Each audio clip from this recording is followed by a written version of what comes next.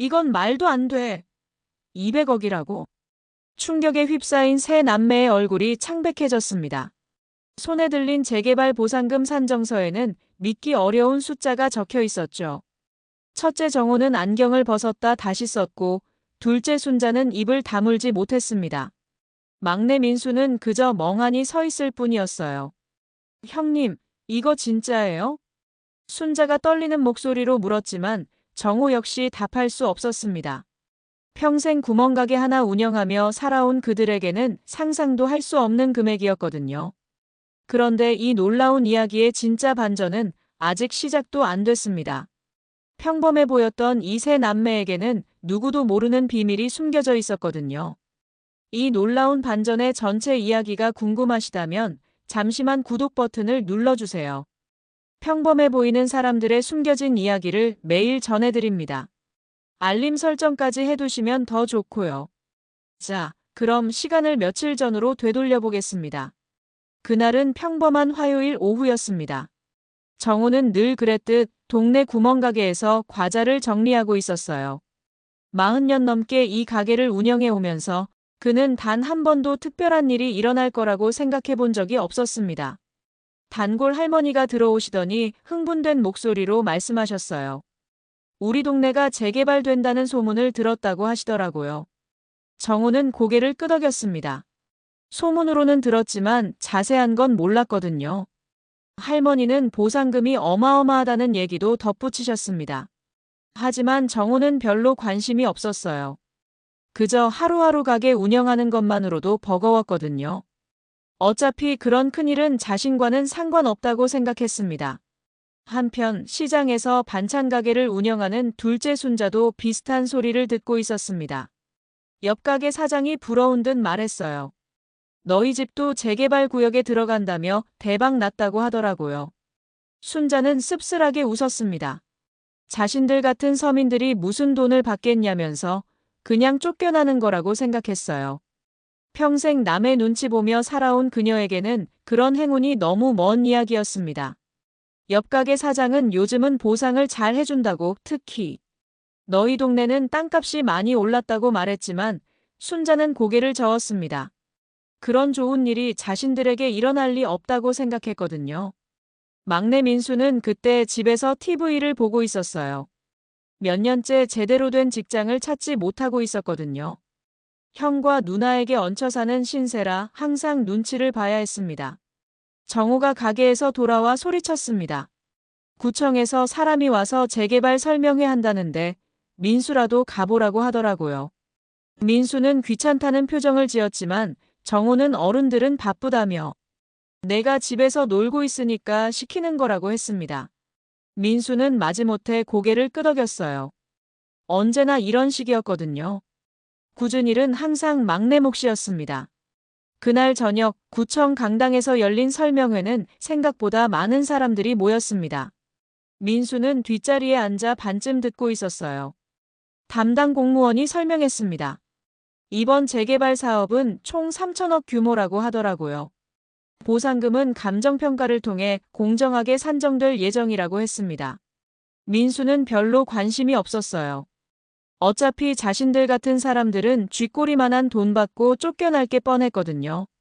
공무원은 혹시 질문 있으시면 언제든 연락 달라고 했지만 민수는 그냥 듣고만 있었습니다. 설명회가 끝나고 민수는 집으로 돌아왔습니다. 순자가 어떻게 됐는지 물었고 민수는 대충 들은 얘기를 전했어요. 별거 아니라고 그냥 재개발한다는 거고 나중에 보상금 준다는 거라고 말했습니다. 정우가 관심 있다는 듯 보상금이 얼마나 된다고 하던지 물었습니다. 민수는 정확한 건 모르겠고 나중에 감정평가에서 정한다고 하더라고 답했어요. 세 남매는 그날 밤 각자의 방에서 잠들었습니다. 아무도 며칠 후 자신들의 인생이 완전히 바뀔 거라고는 상상하지 못한 채로요. 평범한 일상이 계속될 거라고 생각하면서 말입니다. 며칠 후 구청에서 정식 통지서가 도착했습니다. 정우가 가게를 닫고 집으로 돌아오니 순자와 민수가 이미 와 있었어요. 순자가 손에 든 봉투를 보여줬습니다. 재개발추진위원회라는 도장이 찍힌 공식 문서였죠. 뭐라고 써 있어? 정우가 안경을 쓰고 문서를 읽기 시작했습니다. 그런데 읽을수록 표정이 굳어졌어요. 이거 진짜인가? 세 남매는 거실 탁자 앞에 둘러앉았습니다. 문서에는 그들이 상상도 못했던 내용이 적혀 있었거든요. 순자가 숫자를 읽어봤습니다. 토지 및 건물 감정평가액이 18억 5천만 원이라고 적혀 있더라고요. 분명히 18억이 맞았어요. 정우가 계속 읽어보니 이게 끝이 아니었습니다. 개발 후 분양권 우선권 행사 시 추가 보상이라는 항목도 있었거든요. 민수가 문서를 가져다 보더니 천천히 읽어봤어요. 개발 후 새 아파트 분양권을 선택하면 기존 보상금에 추가로 프리미엄을 준다는 내용이었습니다. 순자가 총 얼마가 되는지 물었지만 세 남매 모두 정확히 계산할 수 없었습니다. 하지만 분명한 건 상상도 못할 큰돈이라는 거였어요. 그날 밤 세 남매는 잠을 이루지 못했습니다. 갑자기 찾아온 횡재에 각자 다른 생각을 하고 있었거든요. 정우는 평생 꿈꿔온 여유로운 노후를 생각했고 순자는 그동안 못해본 것들을 떠올렸습니다. 민수는 형과 누나 눈치 안 보고 살 수 있겠다는 생각이 들었어요. 다음 날 아침 정우가 먼저 말을 꺼냈습니다. 어젯밤에 생각해봤는데 말이야. 이 돈을 어떻게 나눌지 미리 정해둬야 할 것 같아. 순자가 맞다고 동의했습니다. 나중에 문제 생기기 전에 정해두자고 했어요. 하지만 민수는 조금 다른 반응을 보였습니다. 너무 성급한 것 같다고 아직 정확한 금액도 모르는데 왜 벌써 나누는 얘기를 하냐고 물었어요. 정우가 약간 짜증스런 표정을 지었습니다. 이런 일은 미리미리 정해둬야 하는 거라고 어른들 말에 토달지 말라고 했어요. 민수는 입을 다물었습니다. 언제나 그랬듯이 자신의 의견은 무시당했어요. 순자가 그럼 어떻게 나눌지 물었고 정우가 곧바로 답했습니다. 형님이 5분의 2, 너희 둘이 각각 5분의 1씩. 어때? 민수가 조심스럽게 왜 형이 더 많이 가져가는지 물었지만 정우는 당연하다는 듯 말했습니다. 자신이 장남이니까 그렇다고 그리고 지금까지 이 집 관리비며 세금이며 다 내지 않았냐고 했어요. 순자도 정우 편을 들었습니다. 민수에게 형 말이 맞다고 그동안 형이 고생 많이 하셨다고 말했어요. 민수는 속으로 화가 났지만 겉으로는 내색하지 않았습니다. 평생 이런 식으로 살아왔거든요. 형과 누나 앞에서는 항상 작아져야 했어요. 알겠다고 짧게 대답했지만 그 속에는 서운함이 가득했습니다. 며칠 후 동네에 이상한 소문이 돌기 시작했어요. 재개발 보상금이 생각보다 훨씬 크다는 얘기였습니다. 단골 할머니가 가게에 오셔서 수군거렸어요. 우리 동네 땅값이 엄청 올랐다는 소문을 들었다고 하시더라고요.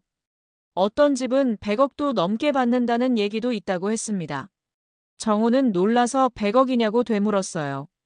할머니는 그렇다고 땅이 넓고 위치가 좋은 집은 그렇다고 하시더라고요. 너희 집은 어떠냐고 물으셨습니다. 정우는 가슴이 두근거렸어요. 자신들 집도 동네에서 제법 큰 편이었거든요. 할머니는 계속 얘기하셨습니다. 요즘 부동산 경기가 좋아서 보상금도 예상보다 훨씬 클 거라고 하시더라고요. 그날 저녁 세 남매는 다시 모였습니다. 하지만 이번에는 분위기가 달랐어요. 순자가 말했습니다. 자신들이 받을 돈이 생각보다 훨씬 클 것 같다고 했어요. 정우도 그런 얘기를 들었다며 고개를 끄덕였습니다. 100억 넘게 받는 집도 있다고 하더라고 했어요. 민수는 조용히 듣고만 있었어요. 돈이 커질수록 형과 누나의 태도가 달라지는 게 느껴졌거든요. 뭔가 불안한 기운이 감돌았습니다. 정우가 말했습니다. 그럼 자신들 분배 비율을 다시 생각해 봐야겠다고 했어요. 민수는 뭔가 불안했습니다. 돈이 클수록 자신은 더 소외될 것 같았거든요.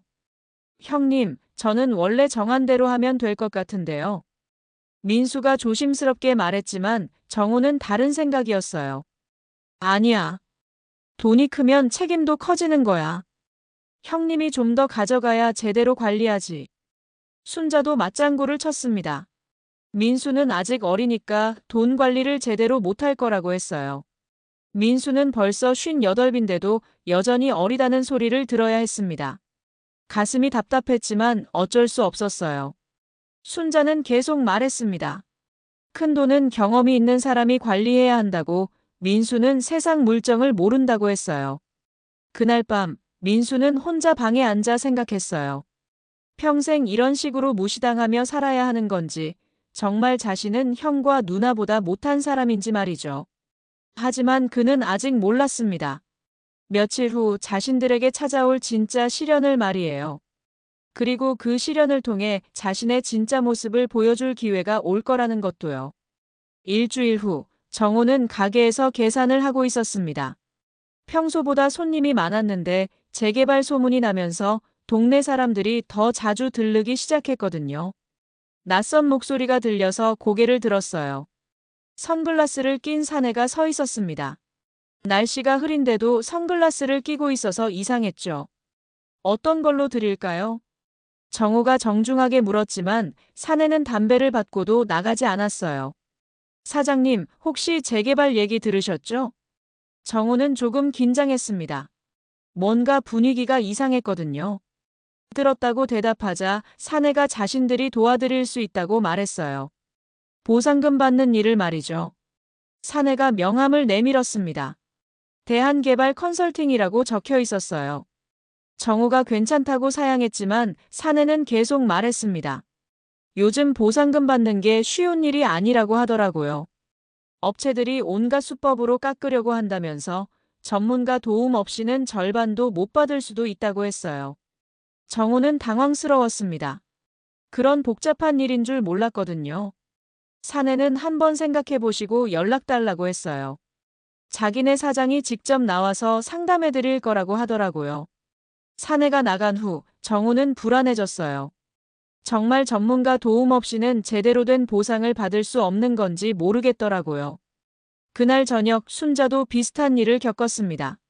반찬 가게를 정리하고 있는데 정장 입은 남자가 다가왔어요. 저희가 재개발 관련해서 도움을 드릴 수 있습니다. 무슨 도움이요?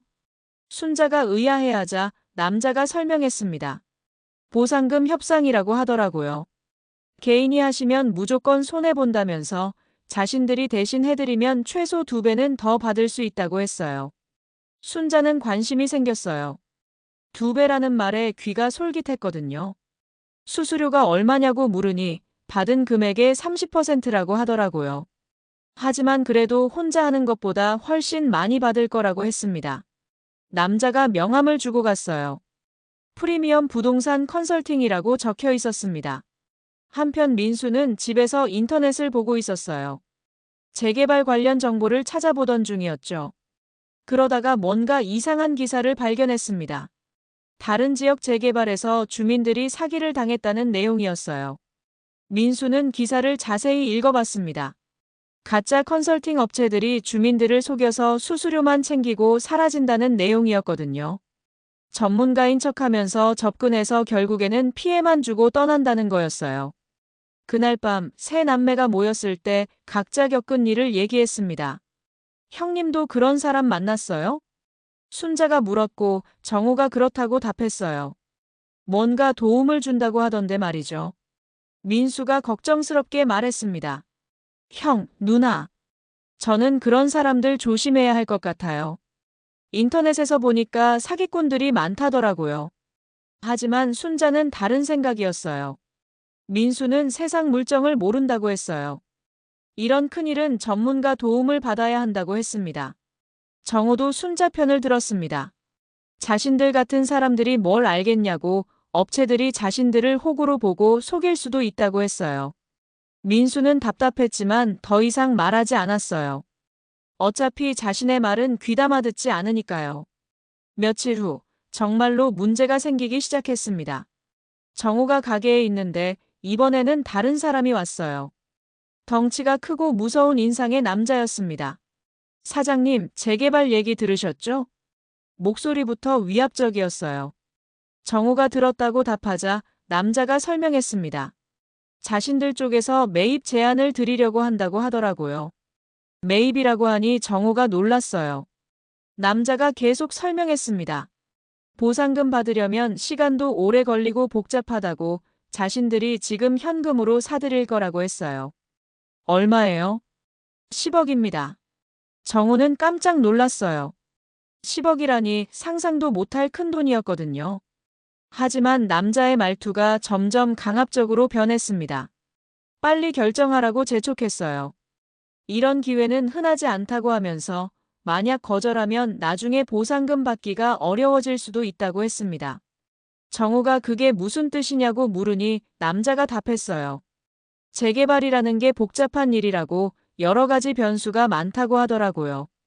은근히 협박하는 것 같았습니다. 정호는 무서워졌어요. 혼자 결정할 수는 없다고 가족들과 상의해봐야겠다고 말했습니다. 그러세요. 하지만 너무 오래 끌지는 마세요.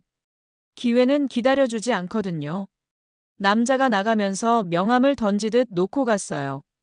강철 개발이라고 적혀 있었습니다. 그날 저녁 정호는 무서웠던 일을 형제들에게 털어놨습니다. 뭔가 이상하다고 분명히 협박하는 것 같았다고 했어요. 순자도 비슷한 경험을 했다고 말했습니다. 자신에게 온 사람도 계속 빨리 결정하라고 재촉하더라고 했어요. 민수가 심각하게 말했습니다. 형, 누나. 이상한 사람들이 너무 많이 나타나는 게 아닌가요? 뭔가 조직적인 것 같은데. 하지만 정호와 순자는 여전히 확신이 서지 않았어요. 정호가 중얼거렸습니다. 그래도 10억이면 큰 돈인데 말이죠. 순자도 고민에 빠졌습니다. 진짜 보상금보다 적을 수도 있지만 확실하다는 생각이 들었어요. 민수는 두 사람이 흔들리는 게 보였습니다. 하지만 뭔가 잘못되고 있다는 직감이 들었어요. 그런데 그는 아직 몰랐습니다. 이 모든 일이 단순한 사기가 아니라 훨씬 큰 음모의 시작이라는 걸 말이죠. 다음 날 아침 세 남매는 각자 다른 마음으로 하루를 시작했습니다. 정호는 가게에 나가면서도 계속 어제 일이 신경 쓰였어요. 그 무서운 남자의 협박 같은 말투가 머릿속에서 맴돌았거든요. 순자 역시 반찬 가게 준비를 하면서도 마음이 편치 않았습니다. 10억이라는 돈이 자꾸 떠올랐어요. 평생 벌어도 모을 수 없는 큰 돈이었거든요. 하지만 동시에 뭔가 석연치 않다는 생각도 들었습니다. 민수만은 달랐어요. 그는 아침 일찍부터 인터넷을 뒤지고 있었습니다. 어제 나타난 사람들에 대해 더 자세히 알아보려고 했거든요. 컴퓨터 화면을 응시하던 민수의 눈빛이 예리해졌습니다. 뭔가 발견한 것 같았어요. 강철 개발이라는 업체를 검색해보니 정식 등록된 회사가 아니었습니다. 그리고 프리미엄 부동산 컨설팅도 마찬가지였어요. 민수는 더 깊이 파고들었습니다. 다른 재개발 지역에서도 비슷한 수법의 사기가 벌어졌다는 기사들을 찾아냈거든요. 수법이 거의 똑같았어요. 먼저 컨설팅 업체가 접근하고 그 다음에 매입업체가 나타나서 협박과 회유를 반복하는 거였죠. 하지만 이상한 점도 있었습니다. 이번 케이스는 규모가 달랐어요. 투입된 인력도 많고 접근 방식도 더 정교했습니다. 마치 누군가 뒤에서 체계적으로 지휘하고 있는 것 같았거든요. 민수는 재개발 관련 법령들도 찾아봤습니다. 평소에는 관심도 없던 복잡한 법률 용어들이었지만 이상하게 머릿속에 쏙쏙 들어왔어요. 마치 예전에 본 적이 있는 것처럼 익숙했습니다. 그러던 중 민수는 중요한 사실을 발견했어요. 그들이 받을 보상금이 10억이 아니라 훨씬 클 거라는 걸 알게 된 거였죠. 정확한 계산을 해보니 토지 감정 가격만으로도 18억이고 거기에 개발 이익 환수금까지 더하면 최소 25억은 될 것 같았습니다. 민수의 표정이 점점 굳어졌습니다. 이건 단순한 헐값 매입이 아니었어요. 아예 사기였습니다. 그런데 더 놀라운 건 자신이 이런 복잡한 계산을 척척 해내고 있다는 거였어요. 오후가 되자 정호에게 또 다른 방문자가 나타났습니다. 이번에는 정장을 입은 깔끔한 남자였어요. 하지만 눈빛은 전혀 선량해 보이지 않았습니다. 남자는 정중하게 인사를 한 후 본론을 꺼냈습니다. 어제 강철 개발에서 제안한 10억 매입건에 대한 답변을 듣고 싶다는 거였어요. 정호는 아직 결정하지 못했다고 말했지만 남자는 조금씩 압박을 가하기 시작했습니다. 재개발이 언제 무산될지 모른다는 식으로 불안감을 조성했어요. 사장님, 이런 기회는 흔하지 않습니다. 지금 놓치시면. 그러면서 슬쩍 협박도 섞어 넣었습니다. 이 지역의 다른 세력들도 관심을 보이고 있다면서 지금 기회를 놓치면 나중에 후회할 거라고 했어요. 정우는 점점 무서워졌습니다. 상대방의 말투나 분위기가 보통 사업가 같지 않았거든요. 뭔가 위험한 냄새가 났어요. 한 번 더 생각해 보시죠. 하지만 너무 오래 끌지는 마세요. 남자가 나가면서 남긴 말이었습니다. 순자도 비슷한 일을 겪고 있었습니다. 반찬 가게에 나타난 사람은 여자였지만 하는 말은 비슷했어요. 빨리 결정하라는 압박과 함께 거절하면 손해를 볼 거라는 암시를 계속 던졌습니다. 순자는 겁이 났지만 동시에 10억이라는 돈의 유혹도 컸어요. 평생 고생만 하며 살아온 그녀에게는 꿈 같은 기회였거든요. 어머님, 정말 마지막 기회예요.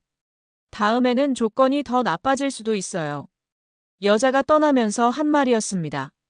저녁이 되어 세 남매가 모였을 때 각자 비슷한 압박을 받았다는 걸 알게 됐습니다. 민수가 조심스럽게 자신이 조사한 내용을 털어놨어요. 형, 누나. 이 사람들 완전히 사기꾼들이에요. 민수는 자신이 찾아낸 증거들을 보여줬습니다. 가짜 회사라는 것, 실제 보상금은 훨씬 클 거라는 것, 그리고 이들의 수법이 다른 지역에서도 벌어졌다는 걸 설명했어요. 하지만 정호와 순자의 반응은 시원치 않았어요. 정호는 민수의 말을 반신반의했습니다. 민수야, 인터넷 정보가 다 맞는 건 아니야. 너무 의심만 하는 거 아냐? 순자는 더 직접적으로 반박했습니다. 민수는 세상 경험이 부족해서 그래. 이런 큰일은 신중하게 생각해야 해. 민수는 답답했지만 더 확실한 증거를 찾아야겠다고 생각했습니다. 그냥 의심만으로는 형과 누나를 설득할 수 없을 것 같았거든요. 그래도 너무 성급하게 결정하지는 마세요. 좀 더 알아보고 나서. 야, 민수야. 내가 뭘 안다고 그래? 형님들이 바보인 줄 아냐? 정호가 짜증을 냈고 순자도 맞장구를 쳤습니다. 맞아. 민수는 아직 철이 없어. 이런 기회가 또 언제 와? 민수는 더 이상 말하지 않았어요. 하지만 마음속으로는 결심했습니다. 반드시 이들의 정체를 밝혀내겠다고 말이죠. 그날 밤 민수는 잠들지 않고 계속 조사를 했어요. 재개발 관련 서류들을 면밀히 검토하고 유사한 사건들의 판례도 찾아봤습니다. 이상하게도 복잡한 법률 용어들이 술술 이해됐어요. 조사를 하면 할수록 민수는 확신이 섰습니다. 이들은 분명히 조직적으로 움직이는 사기꾼들이었어요. 그리고 단순히 돈만 빼앗으려는 게 아니라 더 큰 목적이 있는 것 같았습니다. 새벽이 되어서야 민수는 중요한 단서를 발견했습니다.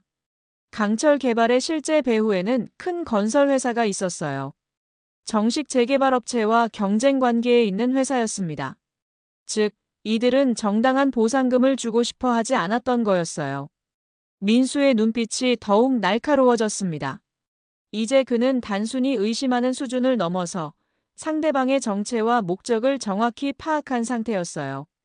하지만 아직 형과 누나를 설득하기에는 부족했습니다.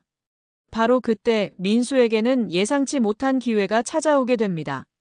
그 예상치 못한 기회는 다음 날 오후에 찾아왔습니다. 정호가 가게에 있는데 이번에는 정말 무서운 사람들이 나타났어요. 검은 정장을 입은 남자 셋이 들어왔는데 분위기 자체가 달랐습니다. 가운데 서 있던 남자가 말했어요. 자신이 강철수라고 이 지역 일을 총괄하고 있다고 하더라고요. 목소리부터 섬뜩했습니다.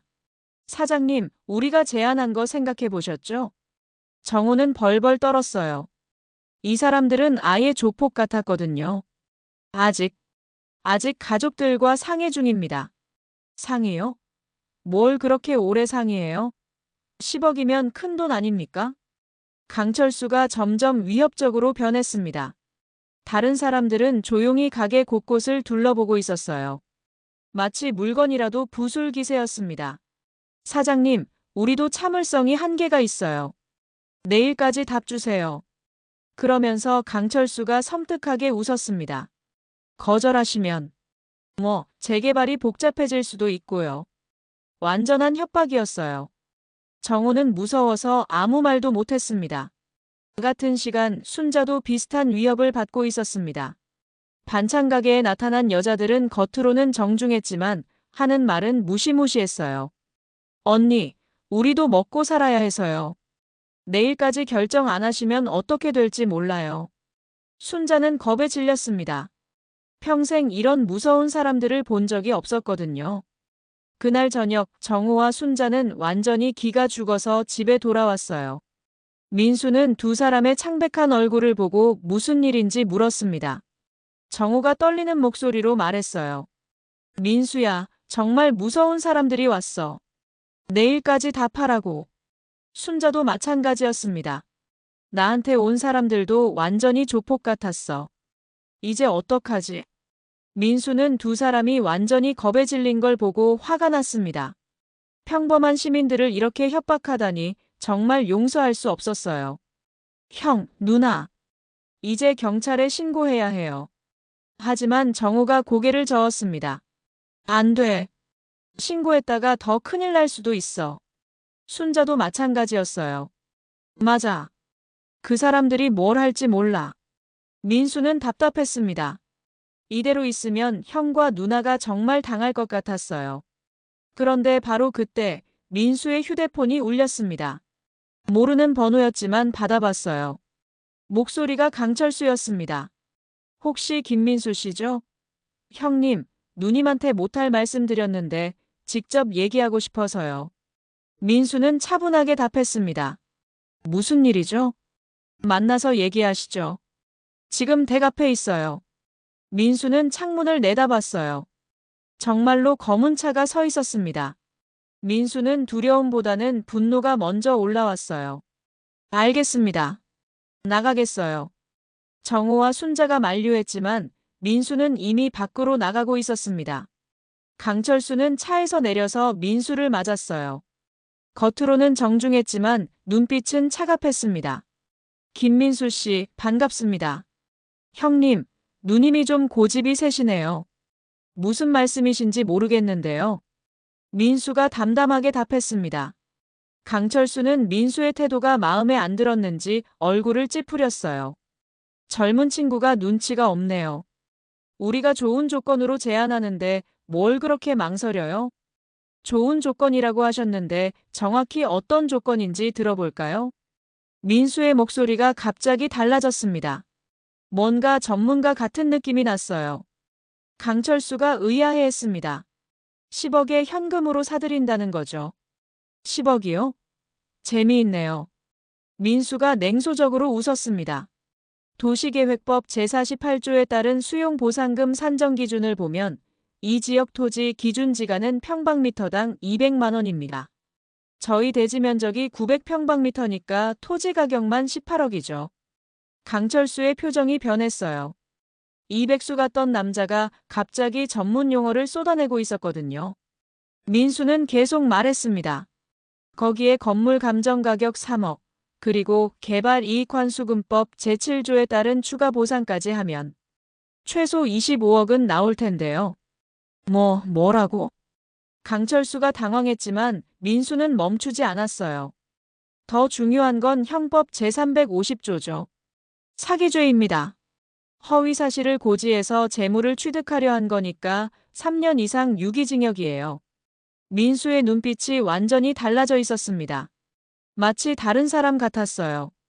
그리고 폭력행위 등 처벌에 관한 법률 제4조. 협박죄는 7년 이하 징역입니다. 오늘 저희 형님, 누님한테 하신 말씀들 다 녹음돼 있고요. 강철수와 그 부하들이 완전히 당황했어요. 이 남자가 백수가 아니라는 걸 깨달은 거죠. 민수가 마지막으로 말했습니다. 참고로 말씀드리면 저는 김민수 변호사입니다. 한국법무법인 대표를 역임했고요. 부동산 전문 변호사로 20년 일했습니다. 완전한 반전이었어요. 그동안 무능한 백수로 여겨졌던 민수가 알고 보니 최고의 전문가였던 거였습니다. 강철수는 얼굴이 새파랗게 질렸어요. 이건 오해입니다. 오해요? 좋습니다. 내일 오전에 경찰서에 고발장 내겠습니다. 조직폭력배 처벌법까지 적용하면 가중처벌 받을 거예요. 민수가 휴대폰을 꺼냈습니다. 지금 당장 제 형님, 누님한테 사과하고 물러가세요. 안 그러면 바로 신고합니다. 강철수는 어쩔 수 없이 고개를 숙였어요. 죄송합니다. 저희가 잘못 생각했습니다. 다시는 이 동네에 나타나지 마세요. 그리고 다른 주민들한테도 손대지 마시고요. 강철수 일당은 꼬리를 내리고 사라졌습니다. 민수가 집으로 돌아오자 정호와 순자가 놀란 얼굴로 기다리고 있었어요. 민수야, 괜찮아? 무슨 일이야? 형, 누나. 이제 괜찮아요. 그 사람들 다시 안 올 거예요. 하지만 정호와 순자는 더 궁금한 게 있었습니다. 민수가 갑자기 전문 용어를 쏟아낸 건 말이에요. 민수야, 너 도대체 뭐야? 갑자기 변호사 얘기를 왜 해? 민수는 더 이상 숨길 수 없다고 생각했습니다. 이제 진실을 말할 때가 된 것 같았어요. 민수는 한숨을 깊게 쉬었습니다. 이제 더 이상 숨길 수 없다는 걸 알았어요. 정호와 순자가 믿기 어렵다는 표정으로 자신을 바라보고 있었거든요. 거실에 앉은 세 남매 사이에는 긴 침묵이 흘렀습니다. 정호는 여전히 어리둥절한 얼굴이었고 순자는 입을 벌린 채 민수를 쳐다보고 있었어요. 민수가 천천히 입을 열었습니다. 자신의 진짜 정체에 대해 말할 시간이 온 것 같았어요. 형, 누나. 제가 사실 변호사였어요. 정확히는 한국법무법인 대표 변호사였습니다. 정호가 믿을 수 없다는 듯 고개를 저었어요. 평생 백수로만 알고 있던 동생이 갑자기 변호사라니 받아들이기 어려웠습니다. 순자 역시 마찬가지였어요. 그동안 무능하다고 생각했던 막내가 알고 보니 자신들보다 훨씬 성공한 사람이었다는 게 충격이었습니다. 민수는 계속 설명했어요. 자신이 부동산 전문 변호사로 20년간 일했다는 것, 특히 재개발 관련 소송에서는 패배한 적이 없다는 것을 말했습니다. 그럼 왜 지금까지 숨기고 있었어요? 순자가 떨리는 목소리로 물었어요. 민수의 표정이 어두워졌습니다. 몇 년 전까지만 해도 민수는 정말 잘 나가는 변호사였습니다. 큰 법무법인을 운영하며 엄청난 돈을 벌고 있었어요. 하지만 어느 날 모든 게 무너졌습니다. 한 대형 건설회사의 불법 재개발 사건을 맡게 된 민수는 진실을 파헤치다가 큰 벽에 부딪혔어요. 그 건설회사 뒤에는 거대한 정치적 배경이 있었거든요. 민수가 법정에서 진실을 폭로하려 하자 온갖 압력이 들어왔습니다. 협박도 받고 회유도 받았지만 민수는 굴복하지 않았어요. 하지만 결국 그 사건으로 인해 큰 타격을 받았습니다. 의뢰인들이 하나둘 떠나갔고 법무법인도 문을 닫아야 했어요. 더 큰 문제는 그 과정에서 민수가 완전히 지쳐버렸다는 거였습니다. 그래서 모든 걸 정리하고 여기 와서 살게 된 거예요.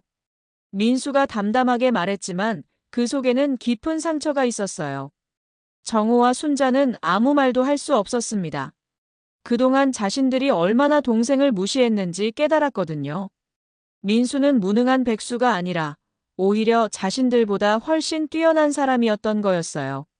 민수야, 우리가 몰랐어. 정말 미안해. 정호가 진심으로 사과했고 순자도 눈물을 글썽이며 고개를 숙였어요. 하지만 민수는 담담했습니다. 이미 오래전에 정리한 감정이었거든요. 괜찮아요, 형, 누나. 저도 굳이 말할 필요 없다고 생각했어요. 그러면서 민수가 웃었습니다. 하지만 이번 일로 다시 한번 깨달았어요. 악한 사람들 앞에서는 가만히 있으면 안 된다는 걸 말이에요. 정호가 조심스럽게 물었어요. 그럼 이제 재개발 문제는 어떻게 할 거냐고 말이죠. 민수는 자신있게 답했습니다. 이제 제대로 된 보상을 받을 수 있도록 도와드리겠다고 했어요. 그동안 연구한 자료들도 있고 법적 대응 방법도 다 알고 있다고 했습니다. 정말 25억 받을 수 있어요? 순자가 반신반의하며 물었어요. 민수는 고개를 끄덕였습니다. 보수적으로 계산해도 25억은 확실하다고 했어요. 만약 제대로 협상하면 30억도 가능하다고 했습니다. 정호와 순자는 놀랐어요. 10억도 큰 돈이라고 생각했는데 그것보다 2배, 3배나 많은 돈을 받을 수 있다니 믿기 어려웠습니다. 그럼 우리가 분배 비율 때문에 싸운 건 무의미했네요. 순자가 씁쓸하게 말했어요. 민수는 고개를 저었습니다. 아니에요, 누나. 그것도 당연한 거였어요. 다만 이제는 좀 더 큰 그림을 그려야죠. 민수가 설명했습니다. 이 돈을 받은 후에는 어떻게 활용할지도 미리 계획을 세워야 한다고 했어요. 특히 세금 문제도 신경 써야 하고 투자 계획도 세워야 한다고 했습니다. 정우는 이제야 민수를 다른 눈으로 보기 시작했어요. 그동안 자신이 형이라고 무시했던 동생이 알고 보니 이런 복잡한 일들을 다 알고 있었던 거였습니다. 민수야, 앞으로는 내가 결정해줘. 형이 잘못 생각했어. 정호의 진심 어린 말에 민수는 고마움을 느꼈어요. 하지만 동시에 조금 서운한 기분도 들었습니다. 왜 진짜 정체를 알고 나서야 이렇게 대해주는 건지 말이에요. 순자도 마찬가지였어요. 갑자기 민수에게 존댓말을 쓰기 시작했고 모든 결정을 민수에게 맡기겠다고 했습니다. 민수는 복잡한 심정이었어요. 기쁘기도 했지만 한편으로는 씁쓸하기도 했습니다. 형, 누나. 저는 여전히 막내 민수예요. 그냥 예전처럼 대해주세요. 민수가 진심으로 말했지만 정호와 순자의 태도는 이미 완전히 바뀌어 있었어요. 그날 밤 세 남매는 각자 다른 마음으로 잠자리에 들었습니다. 정호와 순자는 그동안의 자신들 행동을 반성하며 민수에게 미안함을 느꼈어요. 민수는 홀로 방에 앉아 창밖을 바라봤습니다. 오랜만에 자신의 진짜 모습을 드러낸 기분이었어요. 하지만 동시에 형과 누나의 변한 태도가 조금 어색하기도 했습니다. 그런데 민수는 아직 모르고 있었어요. 정우와 순자에게도 각각 숨겨진 비밀이 있다는 걸 말이죠. 그리고 곧 그들의 정체도 밝혀질 거라는 것을요. 며칠 후 민수는 재개발 관련 서류들을 정리하고 있었습니다. 정식으로 보상금 협상에 들어가기 위해 필요한 자료들을 준비하고 있었어요. 그런데 이상한 일이 벌어졌습니다. 정우가 가게에서 돌아와서는 뭔가 다른 사람 같았어요. 평소의 소심한 모습 대신 눈빛이 날카로워져 있었습니다. 민수야, 재개발업체 쪽에서 연락 왔어. 정우가 말하는 투가 예전과 달랐어요. 더 차분하고 확신에 찬 목소리였습니다. 민수가 궁금해하자 정우가 설명했어요. 정식 재개발업체 담당자가 가게에 왔다는 거였습니다. 그런데 정우가 그 담당자와 대화하는 모습이 예사롭지 않았다고 했어요. 형, 무슨 말씀이세요? 그 담당자가 나를 보더니 깜짝 놀라더라고. 마치 나를 아는 것처럼 말이야. 민수는 이상하다고 생각했어요. 정우는 평생 동네 가게만 운영했는데 재개발 업체 사람이 왜 놀랄까요? 그때 순자도 집에 들어왔습니다. 그런데 순자의 표정도 평소와 달랐어요. 뭔가 결심한 듯한 얼굴이었습니다. 오빠, 민수야. 나도 할 말이 있어. 순자가 거실 소파에 앉으면서 말했어요. 오늘 은행에서 이상한 일이 있었다고 했습니다. 무슨 일이에요, 누나? 재개발 관련 대출 상담을 받으러 갔는데 은행 지점장이 나를 보더니 완전히 놀라는 거야. 순자의 설명에 따르면 은행 지점장이 자신을 알아보고는 극진히 대접했다고 해요. 마치 중요한 고객을 대하는 것처럼 말이죠. 민수는 점점 이상하다고 생각했습니다.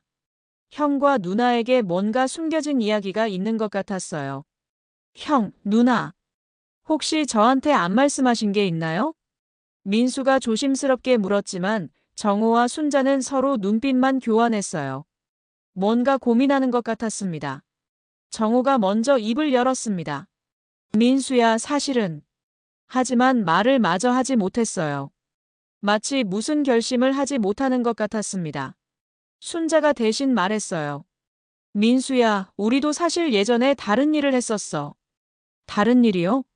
민수가 되물었지만 두 사람은 여전히 망설이고 있었어요. 그때 민수의 휴대폰이 울렸습니다. 재개발 업체 담당자로부터 온 전화였어요. 김민수 변호사님이시죠? 저희가 직접 만나서 상담드리고 싶습니다. 상대방이 민수를 변호사라고 부르는 걸 보니 벌써 소문이 난 모양이었어요. 내일 오전에 뵙겠습니다. 민수가 전화를 끊자 정우가 말했어요. 민수야, 내일 그 사람들 만날 때 우리도 같이 가자. 왜요, 형? 글쎄, 뭔가 필요할 것 같아서. 정우의 말이 이상했지만 민수는 그냥 넘어갔어요. 다음 날 오전, 세 남매는 재개발 업체 사무실에 갔습니다. 담당 과장이 나와서 맞았는데 민수를 보고는 정중하게 인사했어요. 김민수 변호사님, 뵙게 되어 영광입니다. 소문을 들었습니다. 그런데 이상한 일이 벌어졌어요.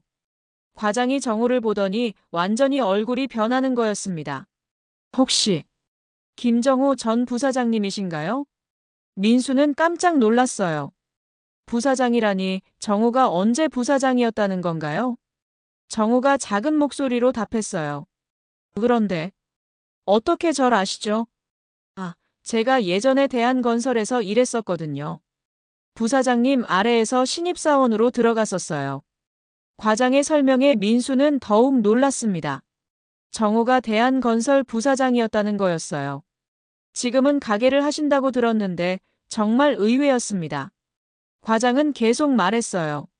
정우가 대한건설에서 가장 유능한 임원 중 하나였다고, 특히 사업기획 분야에서는 타의 추종을 불허했다고 했습니다.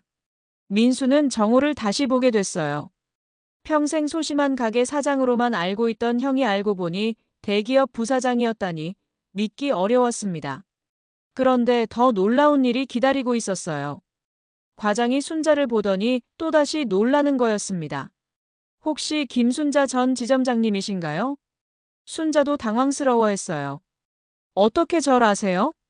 아, 저희 회사 대출 업무를 국민은행에서 주로 봤는데 그때 순자 지점장님이 담당해 주셨거든요. 과장의 말에 따르면 순자는 국민은행에서 가장 뛰어난 지점장 중 하나였다고 해요. 특히 기업 금융 분야에서는 전국적으로 유명했다고 했습니다. 민수는 완전히 어리둥절했어요.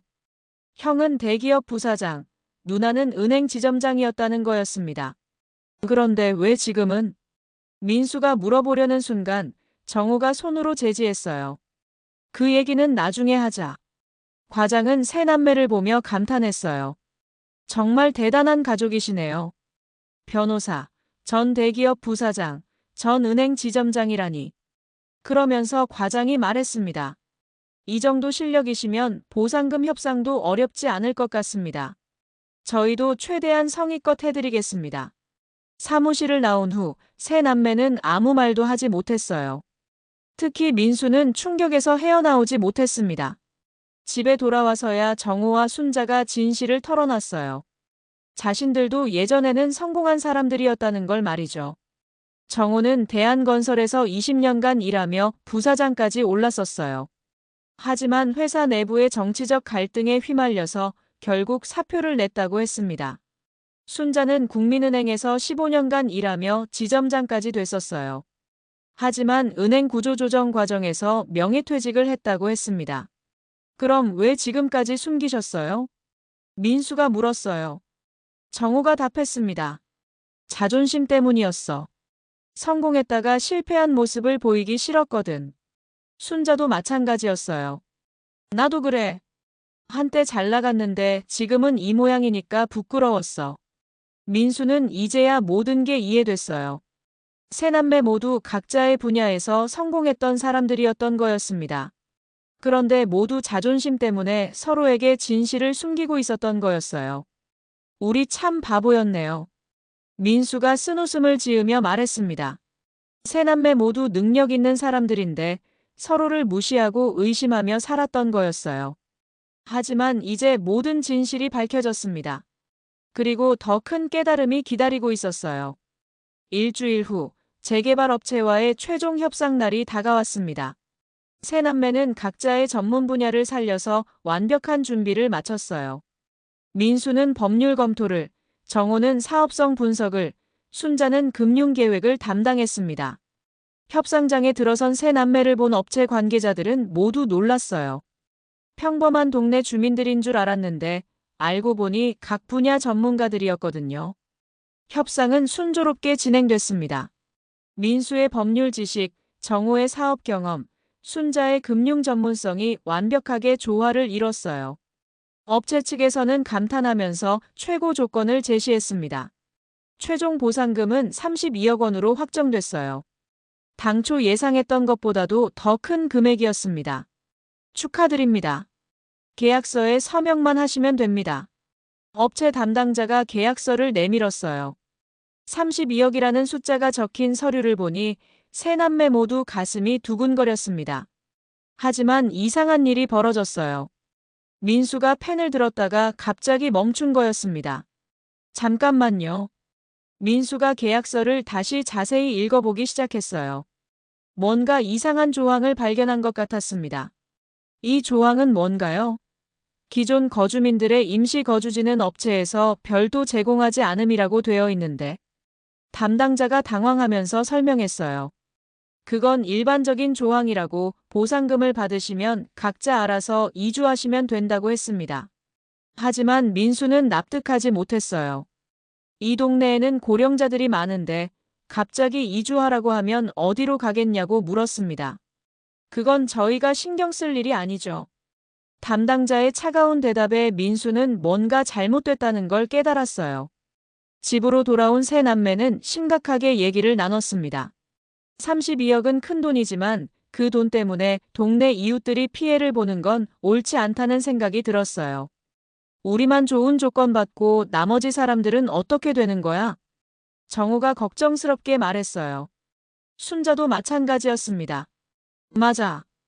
옆집 할머니는 어디로 가시겠어? 평생 여기서 사셨는데. 민수는 더 깊이 생각해봤어요. 자신들이 받을 32억도 결국은 다른 주민들의 몫을 빼앗는 거나 다름없었습니다. 형, 누나. 제가 제안이 하나 있어요. 민수가 말했습니다. 자신들이 개별적으로 협상하는 대신 동네 주민들과 함께 집단 협상을 하자는 거였어요. 그럼 우리가 받을 돈이 줄어들지 않을까? 순자가 걱정했지만 민수는 다른 생각이었어요. 아니에요, 누나. 오히려 더 많이 받을 수 있을 거예요. 집단 협상하면 협상력이 더 세지거든요. 정우도 민수의 의견에 동의했어요. 자신의 경험으로 봐도 개별 협상보다는 집단 협상이 더 유리하다고 했습니다. 다음 날부터 세 남매는 동네 주민들을 하나하나 찾아다녔어요. 민수는 법률 상담을, 정우는 사업성 설명을, 순자는 금융 계획을 도와드렸습니다. 처음에는 의심하던 주민들도 점점 마음을 열기 시작했어요. 세 남매가 진심으로 도우려 한다는 걸 알았거든요. 김 변호사님, 정말 고맙습니다. 덕분에 제대로 된 보상받을 수 있을 것 같아요. 한 할아버지가 민수에게 인사하시더라고요. 민수는 뿌듯했어요. 드디어 집단 협상 날이 왔습니다. 동네 주민 20가구가 모두 함께 협상장에 나타났어요. 업체 측은 당황했지만 어쩔 수 없이 협상에 응했습니다. 결과는 놀라웠어요. 개별 협상할 때보다 훨씬 좋은 조건을 받아낼 수 있었습니다. 게다가 임시 거주지 제공, 이사 비용 지원, 신축 아파트 우선 분양권까지 모두 받아냈어요. 세 남매가 받게 된 최종 보상금은 40억 원이었습니다. 혼자 협상할 때보다 오히려 더 많았어요. 하지만 더 중요한 건 다른 거였습니다. 동네 주민들이 모두 만족할 만한 조건을 받았다는 거였어요. 정말 고맙습니다. 덕분에 우리도 제대로 된 보상받았어요. 이웃들의 고마운 인사를 받으며 세 남매는 뿌듯함을 느꼈어요. 그날 저녁 집에서 축배를 들며 세 남매는 지난 일들을 돌아봤습니다. 우리 참 어리석었지? 정우가 웃으며 말했어요. 맞아. 서로 무시하고 의심하고. 정말 바보 같았어. 순자도 맞장구 쳤습니다. 민수가 말했어요. 하지만 이제 알았잖아요. 우리가 얼마나 소중한 가족인지 말이에요. 세 남매는 깨달았어요. 돈보다 더 소중한 게 가족이라는 걸 말이죠. 그리고 혼자서는 할 수 없는 일도 함께하면 할 수 있다는 걸 배웠습니다. 그런데 이 돈 어떻게 할까? 순자가 물었어요. 민수가 제안했습니다. 일부는 동네 발전 기금으로 내놓는 게 어때요? 우리만 잘 사는 게 아니라 이웃들과 함께 잘 사는 거죠. 정우와 순자 모두 좋은 생각이라고 동의했어요. 결국 세 남매는 40억 중 10억을 동네 발전 기금으로 기부했습니다. 나머지 30억은 셋이서 공평하게 나눴어요. 과거의 서열 다툼은 더 이상 의미가 없었거든요. 몇 달 후 재개발이 시작됐습니다. 주민들은 모두 만족스러운 조건으로 이주했고 세 남매도 각자 새로운 삶을 시작했어요. 정호는 작은 컨설팅 회사를 차렸습니다. 영세업자들을 위한 경영 상담을 해주고 있어요. 순자는 지역 신협에서 일하며 서민들의 금융 상담을 도와주고 있습니다. 민수는 법무법인을 다시 열었어요. 하지만 이번에는 큰 돈을 벌기 위해서가 아니라 정말 도움이 필요한 사람들을 위해서였습니다. 세 남매는 지금도 매주 한 번씩 만나서 저녁을 먹어요. 예전처럼 서로를 무시하거나 의심하지 않습니다. 진심으로 서로를 아끼고 걱정해주죠. 역시 가족이 최고야. 정호가 말하면 순자와 민수도 웃으며 고개를 끄덕입니다. 돈보다 소중한 건 가족이라는 걸, 그리고 함께하면 어떤 어려움도 이겨낼 수 있다는 걸 깨달은 세 남매의 이야기였습니다. 혹시 여러분도 가족과의 관계에서 오해나 갈등이 있다면 한 번쯤 진심으로 대화해 보시는 건 어떨까요? 세상에서 가장 소중한 건 결국 서로를 아끼는 마음이니까요.